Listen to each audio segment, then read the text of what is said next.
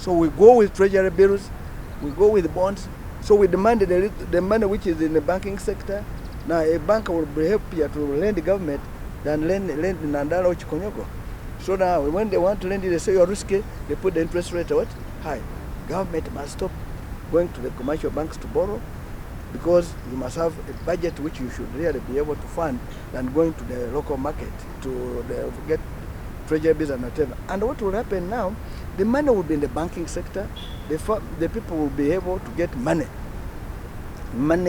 at a lower rate. And that's one of the things we should do. That's why we want cooperative bank back. We need an agriculture bank to deal with agriculture, and that's the area we are looking at and focus seriously. I can tell you there will be a lot of changes, so I may have gone far beyond what you have asked. The other point you are raising is about we want to thank the 0.63%, the 1%, that was good. If you said we would go to zero, it was dangerous. We are very happy. There are people who believed in it. We still have a case to deal with. The issue we are raising now, which we have been raising, I am sure there is now awareness. Now, whenever you are going there, people are saying, hey, we may have error. Now, how are we going to raise our fortunes in this area? It's simply, we have a good manifesto which is implementable. I am coming with experience. I am not coming that is somebody who is going to try. Me, I have been in the sector dealing in economics. I've done in taxation. I've been advised governments. And those who have taken my advice are better. It's only ours which is very stubborn. So which I'm asking people of Uganda to give me an opportunity to implement this and they see the difference. Poverty cuts across. It is the one which is our main big problem.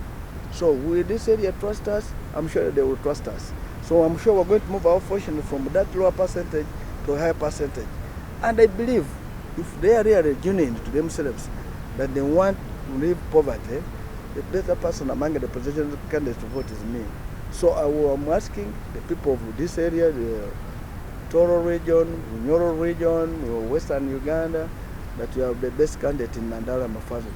We are not camping, and I want also to repeat again, there is no witch hunting. There is no hatred. We have said we thank President Museveni for whatever he has done. And we're saying it is an opportunity that you went to study, you studied, you brought it, there was insecurity here, you are an expert in the guns, you have settled in the insecurity problems. Now we have poverty, which is worse now, which is now bringing insecurity in homes and whatever. Now the expert in that area is Nandala Mafavi. So give me an opportunity and I'll be there and serve this country better. So I'm asking everybody to become my campaign manager, my campaign agent, to look after that vote, and they will see the results. We're asking 5 years. 5 years only, and of course one of the things we're even going to do as soon as we get power, we're going to deal with our constitution. Article number 4 talks about having the constitution in local languages. We're going to translate it in local languages so that everybody knows his rights and obligations.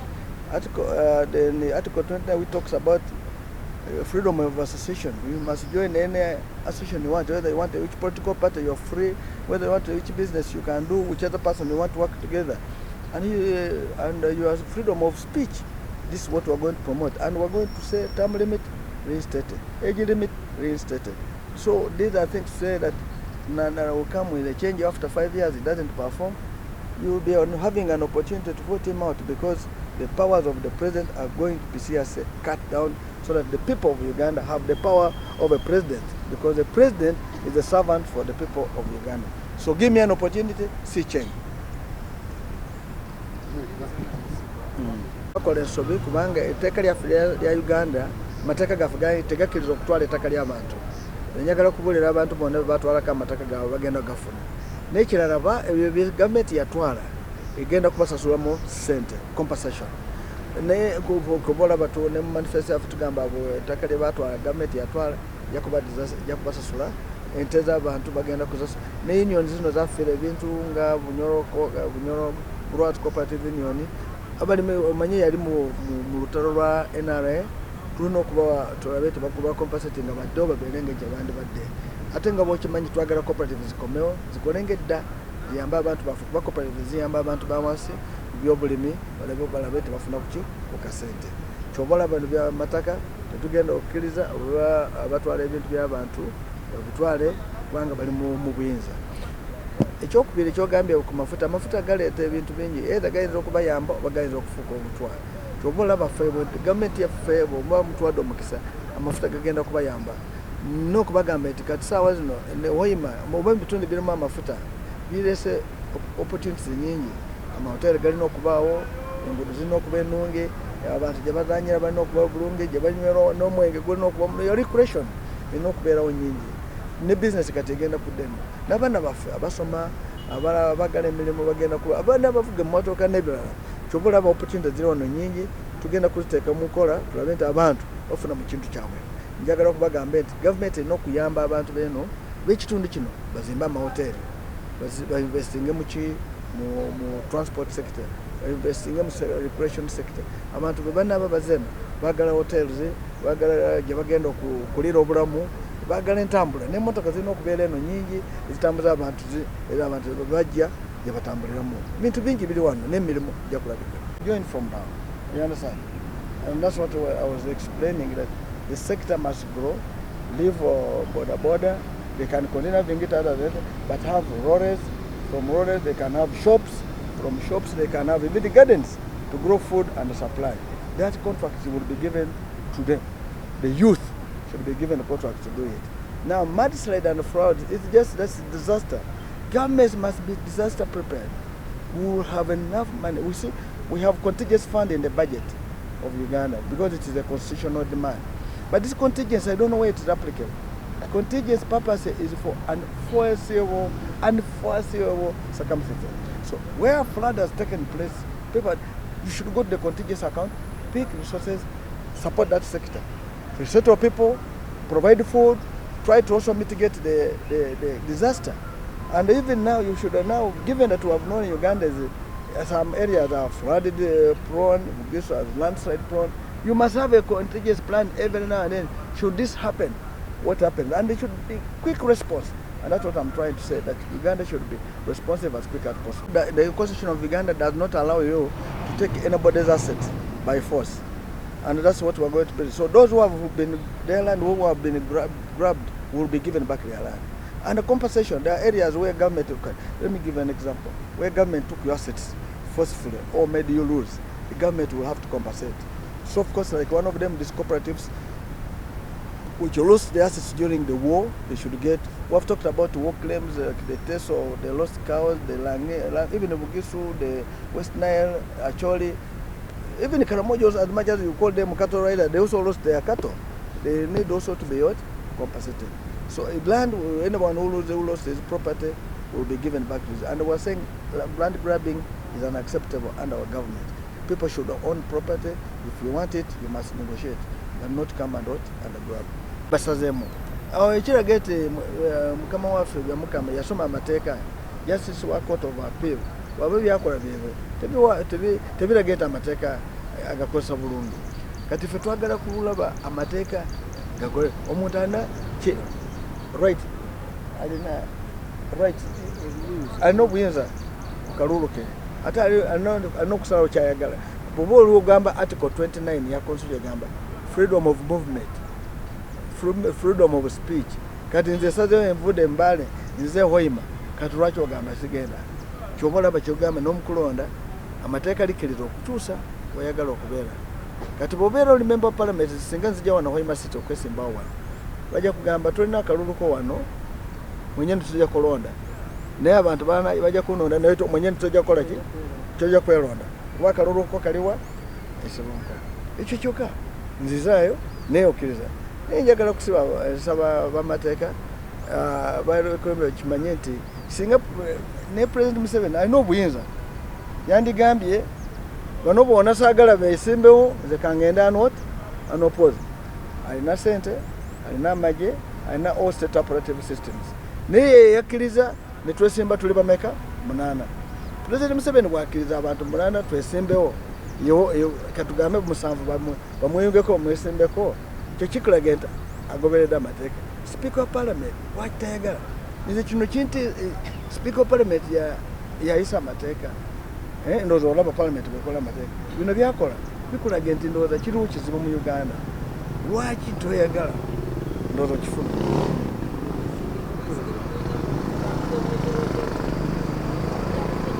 Those districts where we're going to let us have Bulisa, that's where we should be there. You have no authority to determine for us where to go. We are the one who determine our own what? Chart. And we would like police to be told that, please, work with us and know our chart. We are not coming in this with war. We want you to be real organized security officers. Why are we saying this? That's why even we know some of you are overzealous. If you read our manifesto, is the one going to answer all your problems, even the security organizations. We have plans to build houses for you. We have plans to pay your salaries better. We have plans to ensure that your children study for free from primary up to university. So this is the only best manifesto. Even the police should have there come out to support us. Now, why are you stopping us? Why are you misdirecting us? Is wrong. We want to tell you we are not disrupting anything. Nothing. We are peaceful people. We know the law.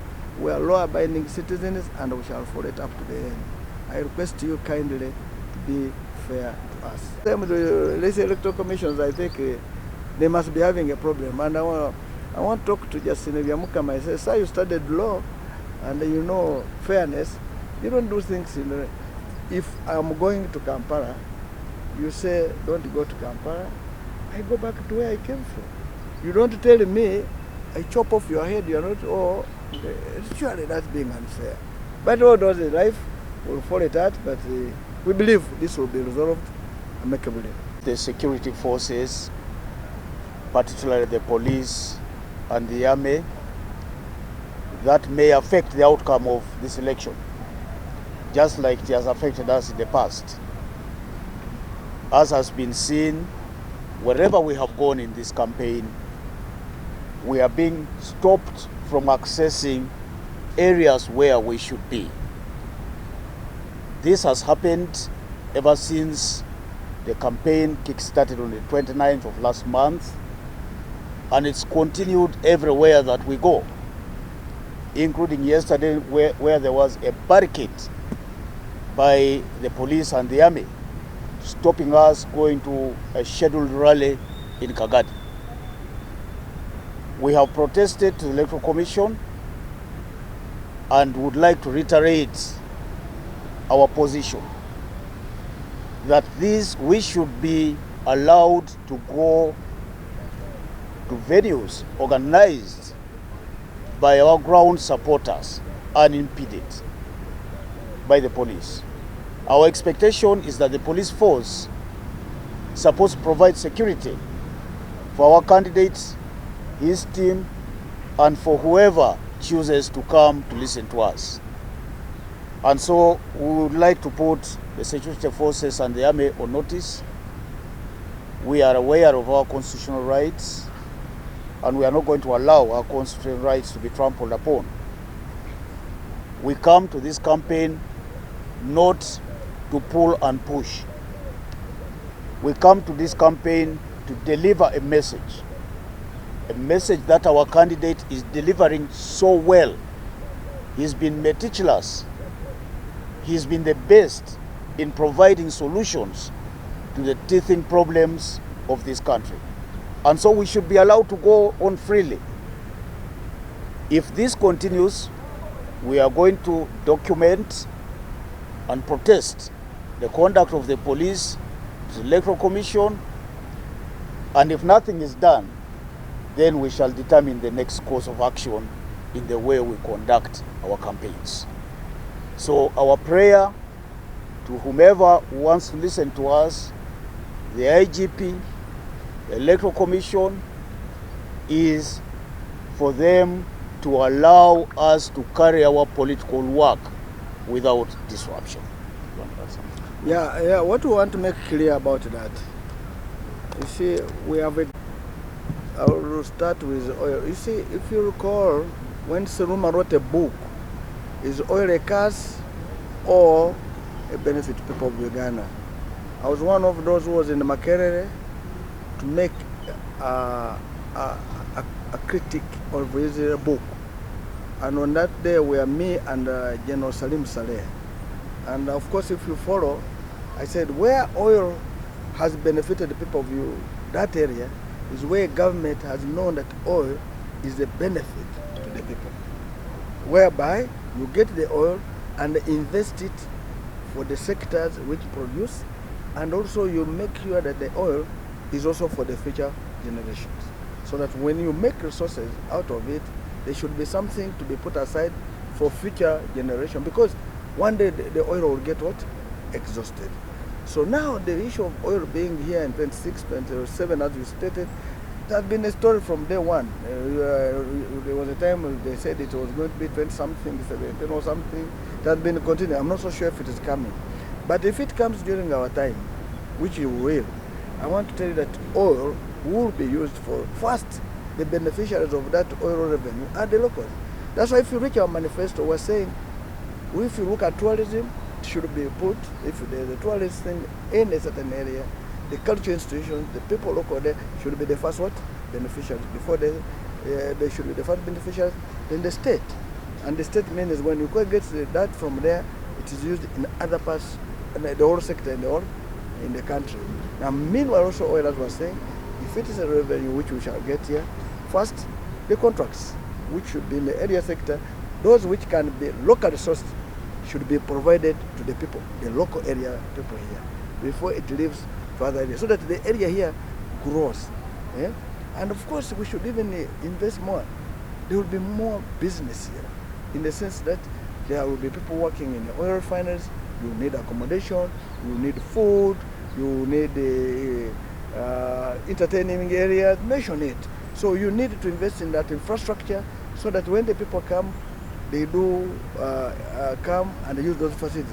But the people who should invest in those infrastructure, like hotels, like entertainment areas, should be the locals. So the locals should be helped by government to make sure that they have resources to invest there, and they benefit in that area, other than bringing foreigners or people running from other areas of this country to come here first. They can come, yes, but first and foremost, you should have a deliberate effort that the locals are beneficial. Now, for me, oil should not be a curse. Oil should be really something which is God-given, and when it gets out there, it should be used to the benefit of the people of Uganda. All the resources you should get should be applied to productive sectors, other than putting them to non-productive sectors. I am very sure most of the oil, I think, must have been somehow where people have got money in government have got money in advance, and the current government hoping to get oil so that they pay their loans. That's not the best thing we should do. We should not pledge a very good asset, which you have not got in advance, because people now started spending extravagantly, leakages too much because they are expecting oil. That will not work with my government. You see, we should be really knowing that all resources must be applied in a very systematic and protective way for the people of Uganda. And I will tell you that the people of Bunyoro will be the beneficiaries of whatever oil is. They are the first. I come from Mount Elgon. Now, in our area, we grow coffee. We have bamboo. You have heard about Malewa, which is bamboo. What happens is in our area, of course, the people who sell Malewa are basically from up there, and I'm happy that everybody likes eating them. Now, if people just were not given an opportunity to deal in their area, there would be nothing to benefit. Our coffee is Arabic coffee. It is now the highest priced coffee. Of course, on the international market, we're not getting the premium price, because Kenyans are the ones who have used their government. Kenyan government has made sure they market their coffee. It is now at a premium. I will make sure coffee is at a premium, so that a person, when he sells coffee from Uganda, is at a premium. Now, what Kenyan government is doing, the Kenyan people, they are coming to get our coffee from here and go and use ours for blending theirs, so that they export. We're the losers. So there it means the farmer at the end of the day is a loser. So I can tell you the coffee sector here would be one of my areas to look at, and look at manifesto, cotton, for the benefit of the lower farmer, so that we cut out these middlemen. Middlemen, you see, a middleman is just a middleman. He has not put in energy. He has come with little capital. He finishes off this poor farmer, so that he takes all this profit. Then also the one who is the final profit takes all this profit. We must make sure we reduce this profit, so that the farmer comes from here to here, the little remains for the final consumers. Of course, what has been our main problem in this sector that we have raised is interest rates. If interest rates are not capped, are not managed, and you know the one who is bringing us a problem in interest rates is government. Because we're having I think explain. Do you still need me to explain further? In which now you want it to? There are more opportunities. There are people who have studied engineering. petroleum engineering, they will be here. We'll train more people. That, you know, Chugumba, we have Chugumba College here, it was taken into for petroleum. Our boys and girls should go and train there to learn the knowledge of petroleum, and it will be a chain. Because now petroleum, when you are doing it, there will be a lot of byproducts which we should use for purpose of developing our country, making so many things, even fertilizers and mention it and whatever. In fact, we are going to utilize what would be the byproducts in a way that we should further build up to be able to transform them to another product and be able to deal with the country. I can tell you we are in top range. We believe this can be done better. We also believe if the oil sector is now up, there will be a lot of opportunities this way. Business will come this way because many people will come here where the oil is. So there will be businesses, people who are dealing in food. So the region should produce food to sell. The region should produce houses for people to stay in hotels. People will come, and we shall also improve the tourism sector so that the world is better. On funding, yesterday saw an article that political parties get 10 billion. 1.4 billion was for NUPIs withheld. You are aware the money they give us is shared according to the number of MPs you have. So the whole of that money, about 90-something% goes to NRM. Are you getting it? So you could find that we, the remaining parties, could be sharing about maybe 700 to 800 million. So you can see how much little money we get from Nani. So, but when you put an article like that, everybody will think, oh, maybe FDC has got money. FDC could get maybe 700 million out of it. Now, when it gets that, it is the party which is all over the country, and it needs to manage their offices, to manage the operational costs, and that's why you pay salaries and wages. So when and our nomination of candidates. So that's where. So what you have raised were a problem. Now NRM has two sources.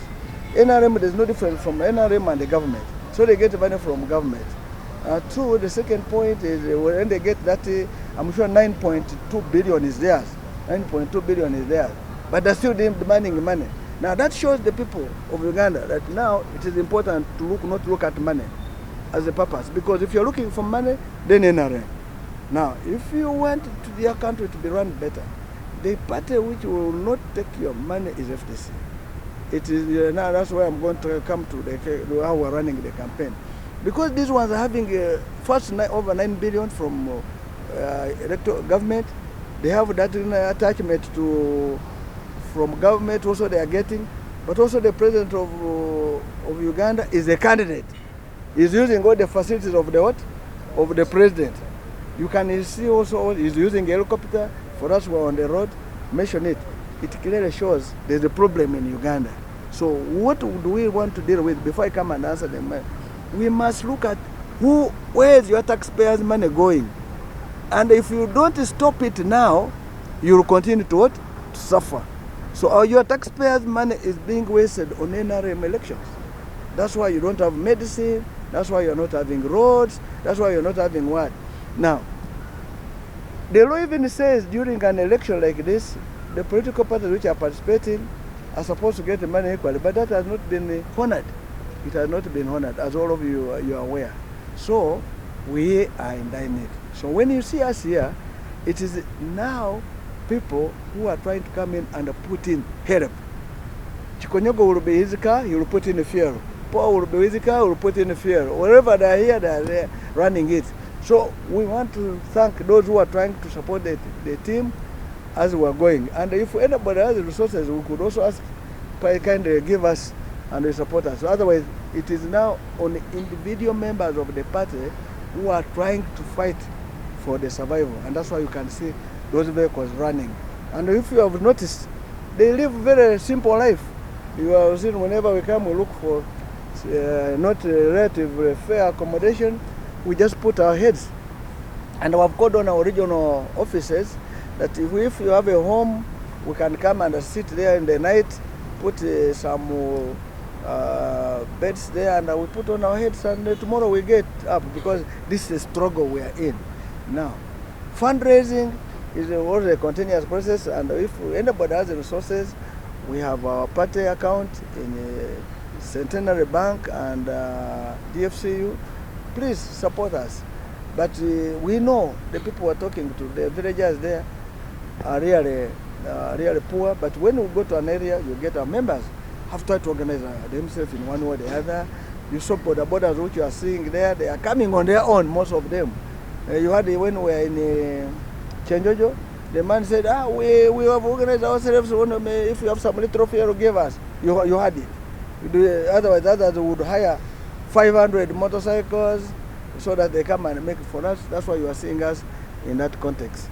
So that's what it is. Now, NRM to set it, the fundraising, it's just trying to put you on side. But the true story, they cannot. Who can? That's a rich man's party. So how will you really fundraise for that? If you have some money, you rather give us to really push the process ahead. We need to put seed money for our mothers to be who are dealing in lower business, our fathers who are dealing in lower business, the youth who are dealing in lower business. And when you put in this seed, it means you have to create an environment for them. Now, if we have those mothers and who are doing such tomatoes, all government institutions should be able to support them first to be the biggest customers. The biggest customers. If you tell the mothers, supply tomatoes to prison, supply tomatoes to police, supply tomatoes to schools, this can be done. I don't know what has happened. The youth are unemployed because the government is giving contracts to foreigners. I have seen here there is no contractor on the roads which are locals. And yet, if you look at the road construction, it consists of aggregates, which stones are got here, water is here, the laborers are here, the drivers of trucks are here. What they bring in here, which you can see, are those trucks, the trucks which run on the road, and the tar. These ones are the ones you should really, as the government, look at how to bring it in and empower local people to really work. And if you give a local contract to a local person, the profits, the what which will be made will stay here. But foreigners are picking everything. I don't know where our economists have gone. And that's why we're saying it's time to bring in this country a person who knows economics, who knows accountability, who knows the people of Uganda. Because I live in those areas. I have been a member of parliament for 25 years. I come from the raw ground, and that's what we have tried to do in Bugisu. And there's a big difference. And if we take power, we should really replicate this all over. Like cooperative unions in the whole country should come back. We're here in Bunyoro. There was Bunyoro growers to cooperative union. I don't know where it is. There was Chitara. I don't know where it is. Kakumero. We don't know where it is. These are the things which we should be really supporting our people. But what happened? So you need somebody who has knowledge in cooperatives, who knows how poverty pains people to deal with this problem. So I have noticed and said, yes, we have to agree, as I stated earlier. We are not coming in this election with a grudge. We're not coming to which we aren't anybody. We're saying President Museveni has done what he could. We thank him. We cannot say he hasn't done. But we're saying, no, it's time that we get an opportunity is given to another person. And I can tell you, it's me the best person in this election who should be given an opportunity to change the country, to fight poverty. Poverty is not just lip service. Poverty must be real, and poverty is a really painful thing. It is worse than sickness like malaria, and because when you're poor, you even feel sick. The body pain is everywhere. You are really sick. In fact, the sickness we're having in Uganda is basically because of poverty. When your wife calls you that man come and eat food, you may refuse to go to eat. You are thinking she's calling you to ask for money. Yet she's asking you to come and eat what? Food. It is too painful. For me, when I talk about it, is inside my heart, I feel the pain, and I can tell you that the best person to handle this is me. So I'm happy we have been with you on the track, and you have seen it for yourselves. You have seen how tea growers are suffering. And that's why for us in our manifesto, we say tea is money magnet. We need to make money magnet. Coffee is black gold. Cotton is white gold. And these are things we can do, work together and change this country. I look forward to continuing with you, despite the difficult terrain, but together we shall make it.